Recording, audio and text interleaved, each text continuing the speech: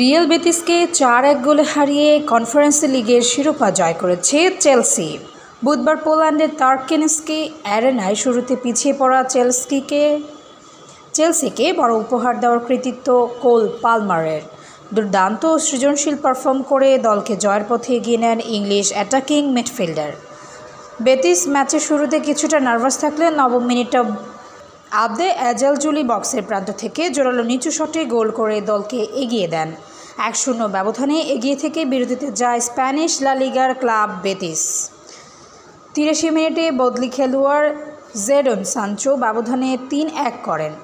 91 মিনিটে ময়সেস কাইসেডো গোল করে ম্যাচের স্কোর লাইন 4-1 করলে ফেরার সব পথ বন্ধ হয়ে যায় বেতিসের। এতে চেলসির সপ্তম ইউরোপিয়ান শিরোপা জয়ের পথ চূড়ান্ত করে। এই জয়ের মাধ্যমে ইউরোপিয়ান ফাইনাল স্প্যানিশ ক্লাবগুলোর একচেটিয়া আধিপত্যের ইতি টানে ইংলিশ প্রিমিয়ার লিগের ক্লাব চেলসি। 2001-2 মৌসুম থেকে এ পর্যন্ত ইউরোপিয়ান পুরুষদের প্রতিযোগিতায় স্প্যানিশ ক্লাবগুলোর সবশেষ 23টি ফাইনাল জিতেছিল। শিরোপার মাধ্যমে চেলসির গৌরবময় এক মৌসুমের সমাপ্তি হলো। নতুন কোচ অ্যানজো মারেস্কার অধীনে প্রথম মৌসুমেই শিরোপা জিতল ব্লুজরা। ম্যাচ শুরুর আগে পোল্যান্ডের শহরে সমর্থকদের মধ্যে গোলযোগ দেখা যায়।